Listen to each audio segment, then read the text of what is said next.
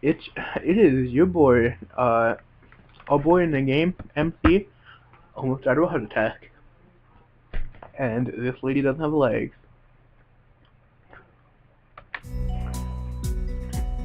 The worried, high-pitched voice of the girl snapped me out of it.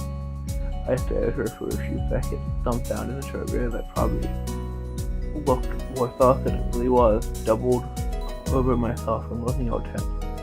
Damn, I was really worried. I'm overly worried about my heart. No, you're not fine. Managing to say something in response. I pulled myself off right, feeling my throat rib one last time and taking a deep breath. She just knocked the wind out of me big time, but it's nothing more than that. Are you sure you're okay? It hit you pretty hard. It's okay. That's it, I'm fine. And nothing's really broken. No harm done. That's good. I was, so, what happened? She did not quite up to the speed for the obvious reason, but she sounded very worried. More than what the situation deserves, really. Someone just bumped into me. Nothing serious, just winded. Sorry. It isn't my fault. I was just going to get some stuff and I was in kind of a hurry. Oh, that's someone here. It is. Emmy, isn't it? Well, we go across quietly and shuffle through plastic, metallic feet looking down and then before saying, hi. Hi Lily, Hanukkah. I guess we already know each other. Can you please be more careful? You might be sturdy enough to endure these sorts of accidents, but there are people who aren't. The girl blushed and looked us, figured nervously like a little child caught misbehaving. It's so cute, I felt myself smiling. I know that. I was just... I gotta go. Teacher will have my head. I promised to help with the printout, but I went running instead. Alright, I gotta change everything. Before anything, Emmy has already bolted away, leaving the hallway eerily quiet.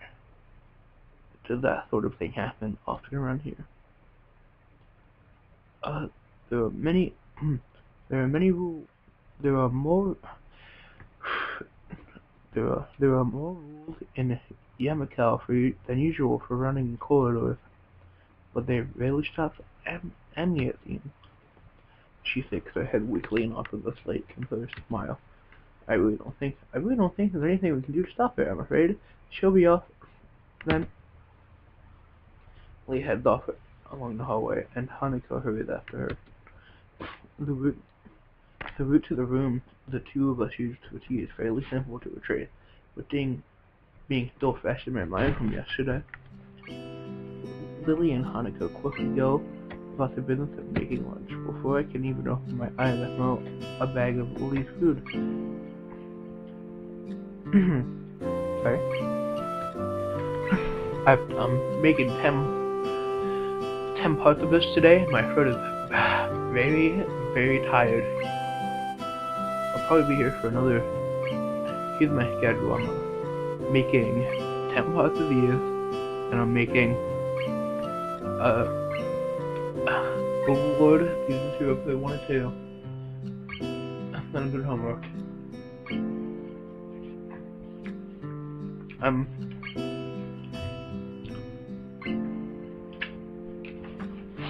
So I've been doing this for a total of like 4 hours, and 5 hours that my throat started to hurt.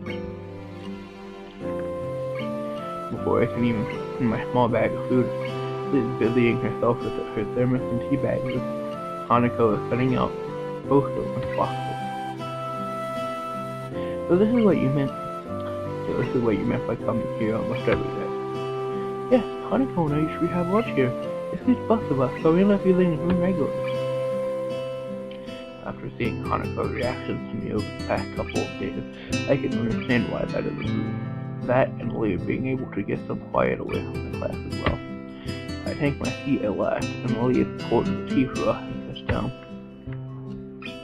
The one time I spent with these two words, who I think are like perfect foil to me, said Yune. Even out of voice, Yune is direct and brash, ambitious, seems to get along with everyone. On the other hand, Lily is soft-spoken, relaxed by Hanako seems to be the shy spot of the men.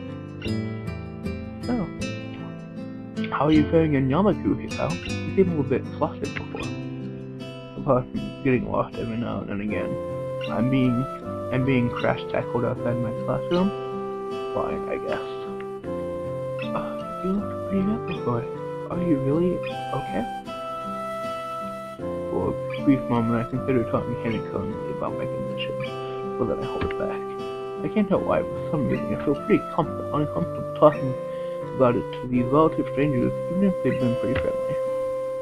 Yeah, nothing. I was a little startled, judging from the two-gold expression. I don't think that they're buying it. Just what I assume was their way of respecting my privacy. You don't press them under. I guess that is one of the unwritten rules around here. Don't ask. Even if people's condition are obvious, like Hanukkah's, there's still bound to be a story involved. Everyone has things that they don't feel comfortable speaking about, and I think everyone here recognizes that. So, how long have you been in this school? You both seem to know your way around here pretty well. I've been here around since the start of high school. Bill moved into the dormitory a year ago. Hanukkah joined at the start of the high school as well, and moved into the dormitory when she did. If memory serves okay. That's right. Since high school. So you've known each other since then? Since I moved, yes. Hanukkah lived next door to me, so it's only natural, right? Right. Yeah, of course. Why, living next to somebody is probably easy enough to befriend them, so I guess the only blindness to take part in it as well. I can't imagine Hanukkah people making fun of someone who has deliberately avoid looking at their stars. With immediate conversation right up, we start to eat our lunch. So the bell start signaling the stand to go break. Like me, they both pack up their lunches as efficiently as they step about. I guess I'd better be off. Are you going with Sal, Hanukkah? One second, guys. Who are you?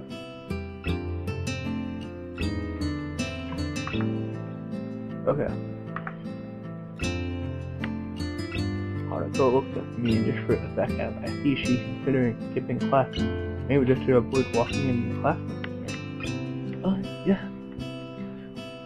I don't know what to think of it. Hanukkah is really delicate to the point of breaking if looking the wrong way. It makes me a bit nervous. We should hurry then. Class has already started by the sounds of it. Lily gives a nod of farewell as she bends down to take her cane.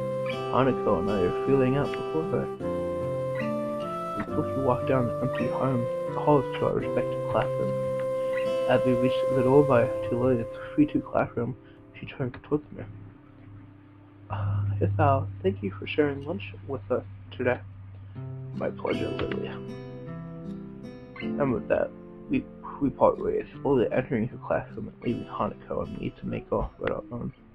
She's still looking at me like she wants to run away. So do you really want to go back to class now? Yes.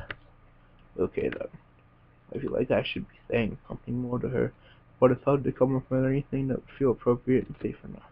And Lily was right. The more time we spend out here, the more time later we have to do. That doorknob shook me. I opened the real door to the class and walked in. Teacher looked up at me and opened his mouth to say something. However, as Hanukkah followed me in and closed the door, he simply nodded to us and continued his lecture. I haven't seen that character animation, that character in like forever. You especially.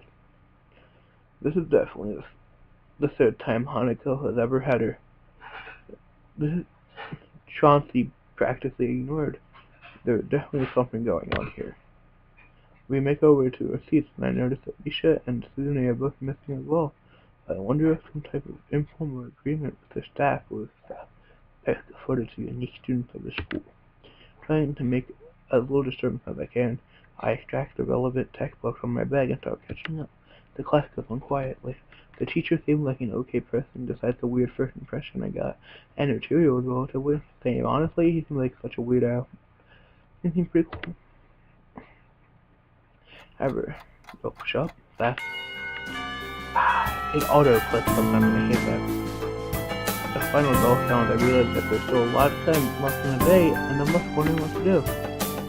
It's odd, at the hospital, I had 24 hours a day, free time, but here filling the considerably shorter hours so difficult. Everyone else leaves, and I'm left alone with the teacher. Muto examining the time machine running them is very small time. What is it? I did not start voicing that. I would go back, but the first two episodes of this series didn't have any voice acting because my stuff didn't work. What is it? That guy. There you go. Pot of greed! What is it? That guy. I jumped at him addressing me what he got to ask for his question, conversation, and nobody else around. Oh, nothing. Thinking about what I do after school. Teacher slowly puts the cap on the pen he's holding and arranges his paper into a stack, clapping it against the desk twice. He seems very methodical. Before a brief moment, I'm reminding him of the student. But the teacher is more unhold, relaxed, and much more keen. You have no plans? No, I'm considering joining a club, but I don't know what kind of club would interest me. Go observe a meeting of somebody else's club might pique your interest, I guess. But I don't know where to continue from here. Muto looks at me in a way that makes me quickly want to take the words back and avoid a conversation. But I can't, so I have to hold your head. I just don't know how to deal with people, the other two. I'm talking to people and everything, so it's not that I'd be isolated or anything. I just don't know if it's disability. It's like, it feels like I'm being impolite if I pay attention to that. It's so weird to ignore it. Damned if I do, damned if I don't. Teacher scratched his cheek at them, looking very unresponsive. These things are only an issue if you make them one. You can talk normally with someone, even if they're blind. Try to look behind the superficial. There's not a single student here who doesn't exist a normal kid behind whatever they might seem at first glance. He says the same thing as you, so it is. I know they're right, but it's hard. How can you not consider, for example, Shizune's death when the only way to communicate with her is to talk to Misha? Oh, or Hanako. Honestly, you just ignore her face. But I'm interrupted over the door of the class and suddenly slamming open. Teacher! Misha classes in, her hand straight and enthusiastic greeting, her voice loud and lively enough to wake the dead from their grave. She stares to the classroom desk with her bouncing step, hands energetically swinging with the rhythm. Muto, visibly dismayed by the interruption, and Misha in general, felt up in the chair. Mikado.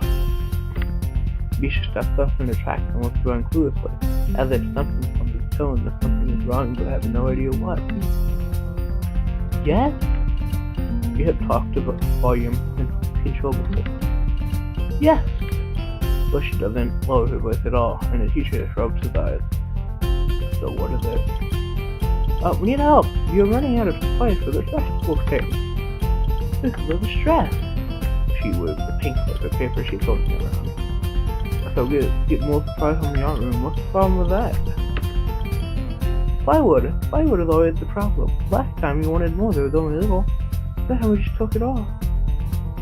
And what was that? Oh, there's none left. There. So, do you know where this is from? I don't understand. How do I know? Shi-chan. I mean, the president thought that the teacher would know that plywood. Was she wrong? Muto looks in great pain, frowning with an entire effort, and Misha doesn't get it at all. Looking at the two of them communicating is terrible, like looking at a man being tortured by drawing his collar open with blasting pop music at full volume. At the same time, me.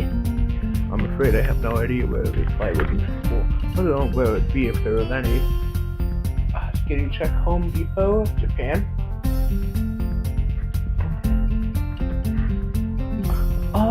What should I do? Perhaps try to find Mr. Noima. I'm pretty sure he would know where to find everything you need.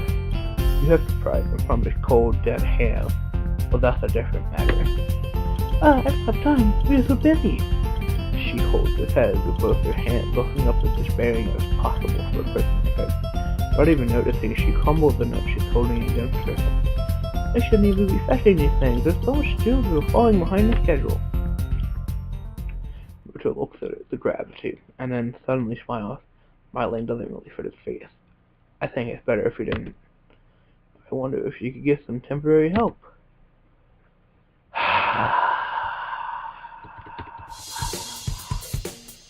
Oof. Shit. Come to think of it, what is He-chan doing here? Class is over, you should be having fun. We just had a little chat. Oh no, it's not detention, is it? Are you in trouble, He-chan? No, I'm not. Is He-chan in trouble, teacher? No, he's not. I'm so sorry. I thought deeply, and I feel that I have to help Misha get her off the teacher's back. So what do you mean? There's a list. I can find the plywood from somewhere if there's none in the art room. She offered me that. No, she told me. I take it, hesitating a bit. I said I'd help you. It had no implications on whether I'm joining the student council or not. Aww. Still think, He-chan. Try to be quick. We're in a stall building streak now. You must hurry. She bounces out of class, leaving me and the teacher looking at each other with something that feels like a silent agreement. Well, there you have it, Nakai. You have something to do now. Please don't sound so smug. Looking at the list with the number of items ranging from paint to plywood, all of it in small, neat handwriting that is undoubtedly souvenir. I have a sigh. I'll be going now. Waving a long list limply at the teacher, I exit the hallway. The classroom close shelves are designated classes 3132 on the right side and 34 on the left side. Each door. Further down the corridor are two identical doors of rooms that I don't think will use for classes. I guess the art room is not a classroom as such. I carefully push open the furthest door and peek in. Hey, that's fine. We're right in the back. It's like a lab classroom. Well, it's like an art classroom because there's that paper cutter.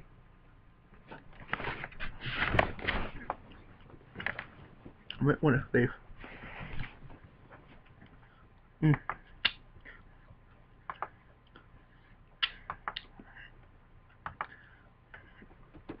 I'm gonna give it a few minutes. Desk and chairs that are around the room. A thin layer of dust settled on them. There are some easels in the corner, or at least so it looks like they're in the right place. That's a coherent sentence, Matt.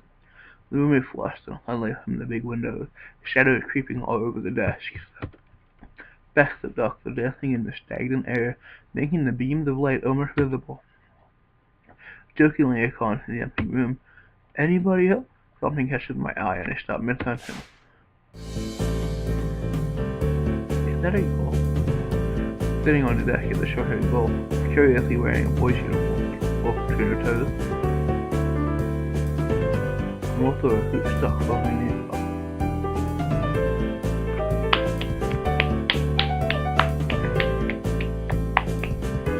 honestly,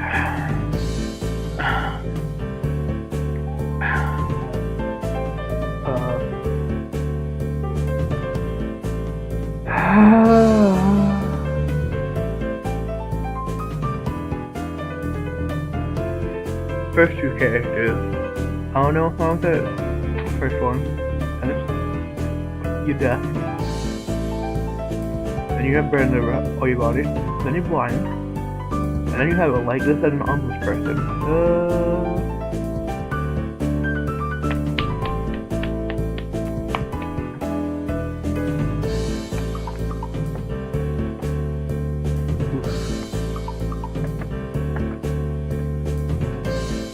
I do like this new track.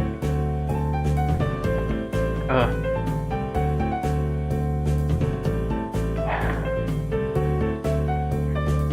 did I miss it before? She's sitting at a corner very still, but I somehow took her as a part of the furniture. That's at first glance. I'm not being too observant today as a whole. They both seem to be frozen in place, staring at me with huge eyes like a rabbit in headlights. She's staring at me, her mouth wide open, ready to accept the force. I'm staring at her, my mouth wide open, suddenly remembering.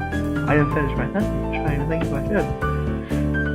The weird stalemate keeps us both stunned and silent.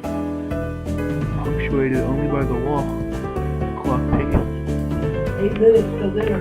Lydia.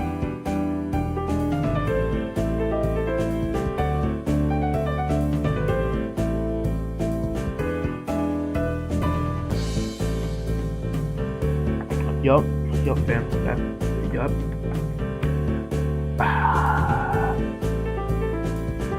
Our fam is lit. It's changing off. I don't know, like, your words.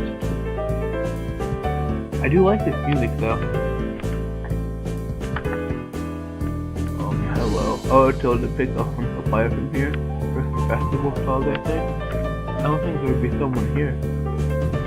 Oh, there isn't. That's why I came here, too. She picks up another forkful. Wait, doesn't that mean you're here, then? She wiggles her eyes as if she was suspecting my observation was false. You're pretty observant. I guess it does. Who are you? This was pretty straightforward, isn't she? I'm not guy. It's not guy. I just transferred in on Monday. I'm Rin. Tetsuka? Rin Tetsuka. I wouldn't shake hands at you, but at least we know who we are now. Hilarious joke, let me tell you honestly. That's very nice. That prime minute of talking makes it hard to determine whether she's joking about shaking hands or not. That bothers me joking about the advantage don't feel appropriate at all. I'm trying to figure out what's appropriate and whether the score is. She seems to have lost interest in me and now gazing yearningly back at her food. Can I continue my lunch if you don't mind me? I won't mind too. If you need to get your stuff, the supplies are at the back. Go right ahead. Lunch will be ready to the desk. What do you then? There's no order for any meal you eat after lunch before dinner, right?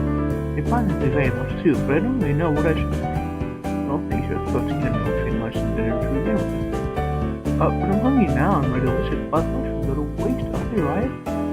I agree, it's very delicious.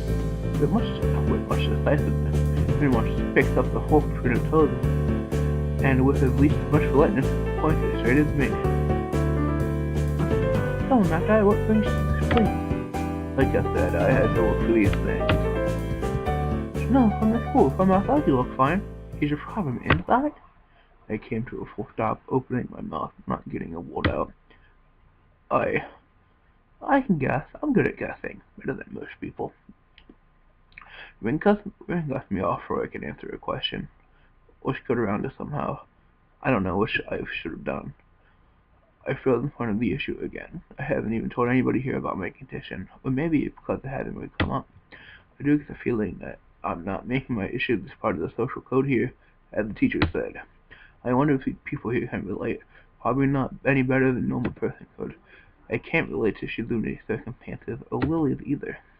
Naturally, why I go through this in my head, and keep considering what my condition could be, which an overtly a really contemplative look on her face. She puts the fork between her lips and leans back, looking at the ceiling as the answer is written up there. A beam of light illuminates the side of her face on the window side, creating a massive dark shadow on the other side. I don't think it's anything in your head, and disgusting, and something in your guts would be boringly ordinary, like this lunch of mine, and less delicious. Problem must be in the pants.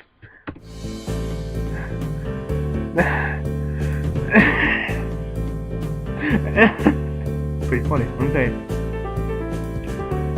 This messed up Sherlock Holmes kind of statement in the sheer lack of tact was delivered catches me completely off guard. I think I might have reeled back even physically as Brendan's eyes reddened in revelation and astonishment.